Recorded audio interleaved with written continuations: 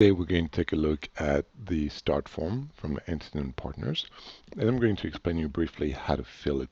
Maybe it's your first time, or maybe you have to do a lot of them for your department, you're a best boy, or you work in a production office. We're just going to go over that, and most of it is really basic. There's a few things where I know that people usually don't really know what they should be doing, so I'm going to try to answer those questions. So starting from the very top, we're going to specify what the employee is. So either a new employee, meaning that it's both a new employee on the show and also for the production company, meaning that if you're working for production companies, often and they bring you on a new show, you're not considered a new employee, you're considered rehired. So if it's both a new show and new company, put an X under new employee. If you worked for that production company but it's a different show, put rehire. And finally, if you've been working on the show for a while and maybe your rate is changing or your position is changing, then you're gonna want to put an X under change. Ultimately, it doesn't prevent you from getting paid, but we try to do things correctly. Producing company obviously is the name of the production that's behind this movie. Now it could be the name that's on the call sheet, or it could be something completely different. Again, your production office can always make the adjustments, but if you have the time, just ask someone. Usually it's some sort of obscure LLC that has not as much tax liability as the main company that you work for. So it'll be maybe something like the movie and LLC. Picture title, again, it could be the name on the call sheet or it could be something different, maybe a work title. So you can ask, but otherwise just put the movie or whatever the name is. Account coding, don't worry too much about that. If you want to be super professional, sure, why not? But these tend to change with every company. The coding is based on what we call a chart of accounts, which gives the code to every type of expense, including positions. Very often companies will use the same chart of accounts, but sometimes it varies. Most often, let's say if you're a performer, a lead, your account coding will be 1601, 16 for the cast, 01 for principal performer. Or let's say you're working in the camera department, you'd be 2801 for director of photography, 02 for cam up, 03 for first AC, and so forth. But again, either you can ask or just leave it empty. Employee name, you're going to go first last, that's obvious. Here you're going to want to put your entire social security. The last four are not sufficient. You got to put the whole thing, otherwise you won't be able to get paid. That's one of the only documents on which you should put your full social security number, that, an I-9, a W-9, and a W-4. So anything that's from the government or a start form, you want to put your full social. Everything else, deal memo, stamp cards, just put the last four. Union, this one is a fun one because technically we're looking at the regular start form here, and there's a union start form that's black and not red. These forms are completely identical, but usually we use one or the other, so I would say most often leave that empty. Occupation code, you can leave that empty as well. And finally, job class, this would be what they actually mean to say position. Job class is kind of a weird, funny term, but that's position. So again, you could put, talent or director of photography, or best boy, second AC, utility, anything that's commonly known as your position will work. There's a few that are tricky. Let's say you work as, I don't know, a stage hand and your job is to clean at the end of the day. You would fall under what we call a thing renovations, but again, it's like super specific. Otherwise, most of the terms are known. You can be best boy grip, or you can say I don't know, BB grip, any kind of abbreviation works. So let's do that for this one. Why not? Boom.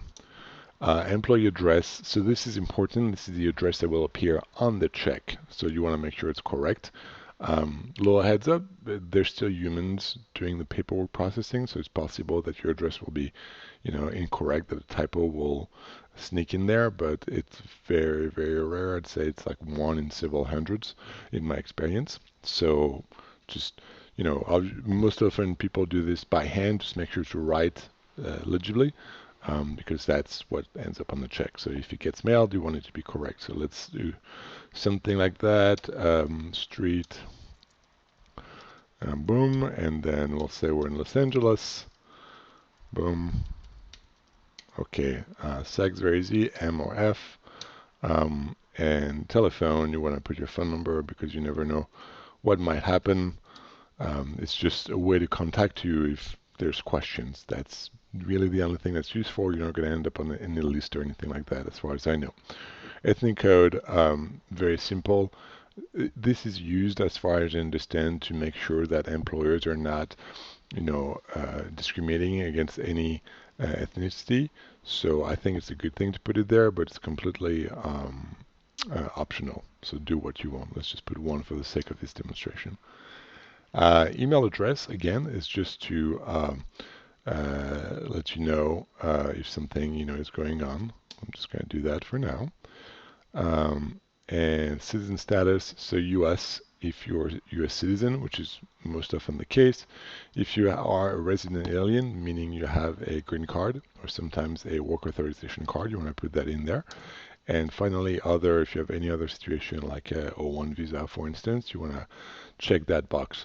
Now, if you have a green card or work authorization card or an O1 visa, anything like that, you definitely want to attach those documents with the paperwork. That's going to prevent you from any delays in getting paid.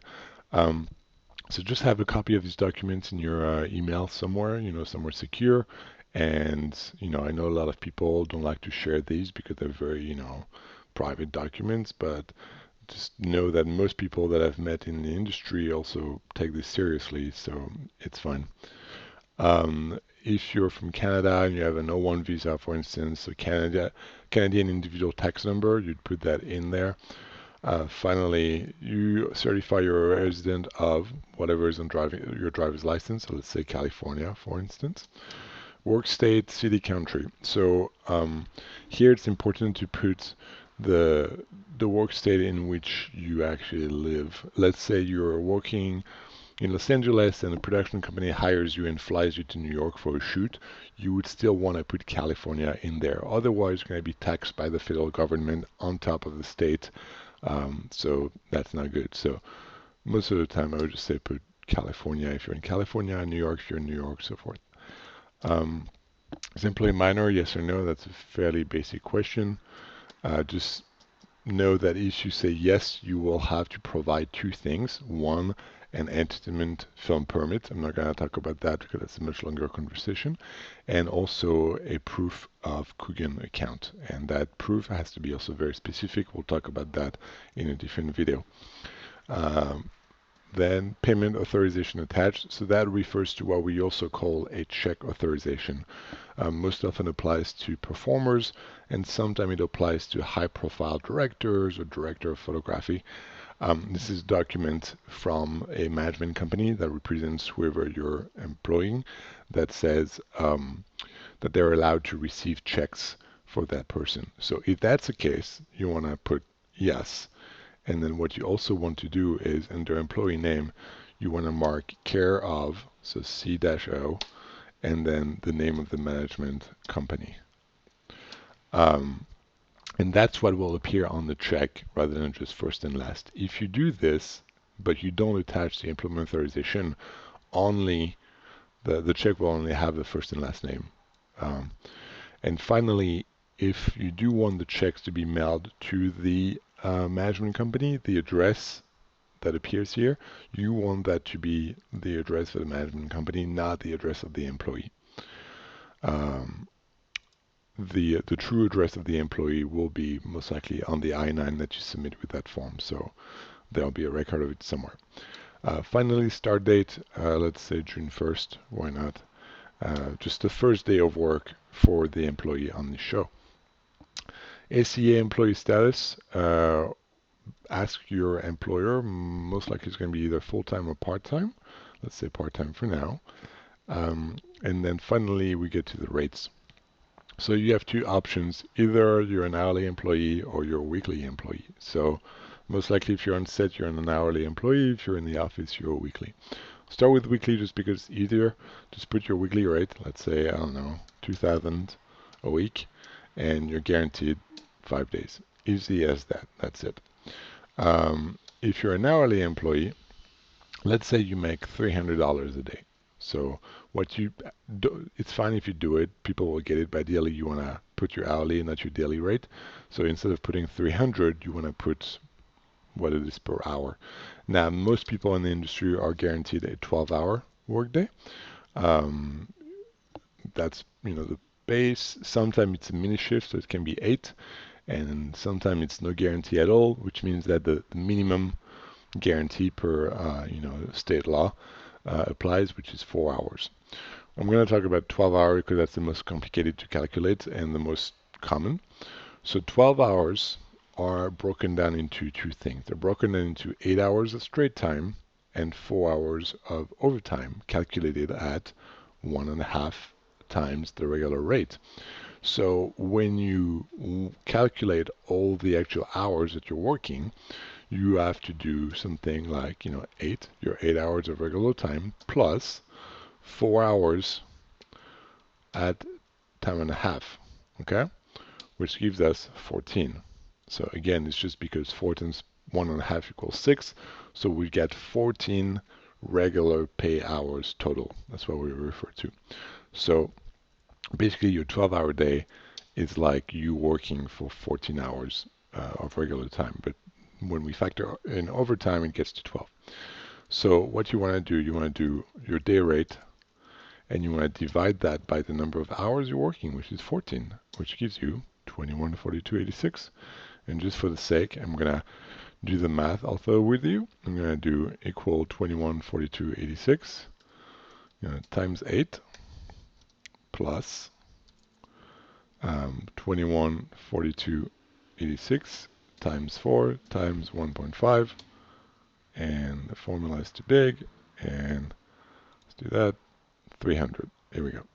So that's the math behind that, but just make it easy, just divide by 14. So that's your hourly rate right here, 12 hours. And then finally, maybe you have a box rental, then you need to add. It could be daily or it could be weekly. You're just going to specify that either on the start form or on the time card. So you could just put like 30 and then on the time card specify whether it's day or week, or you could do 30 per day, or 200 week. Anything like that works. Cool. Finally, we move on, and at the bottom section of the form, we've got a little W4. So W4, you've seen that before. I'm gonna reveal it. Ta-da! And this is this form on the right side. That's the complete W4. So if you've never filled one and you're asked to fill a start form, you probably want to go take a look at that. Basically, follow the instructions here in the midsection to calculate how many allowances you're claiming. Very often it's 1 or 2 for people who are single and have one job. So you're going to want to fill all that in, and at the end just tally everything up. Let's say 2 for the sake of the example.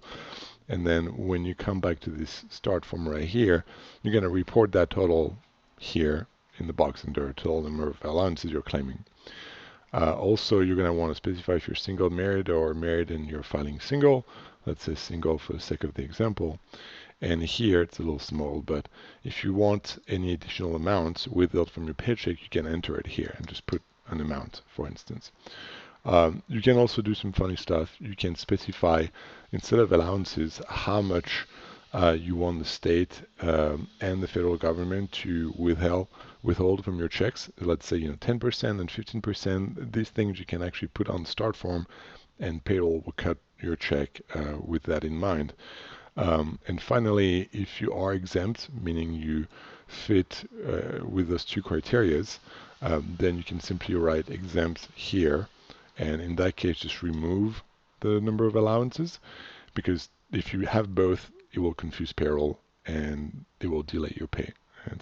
So make sure that it's one or the other. So just put exempt, and your check will just be for the gross amount. The net and the gross will be the same.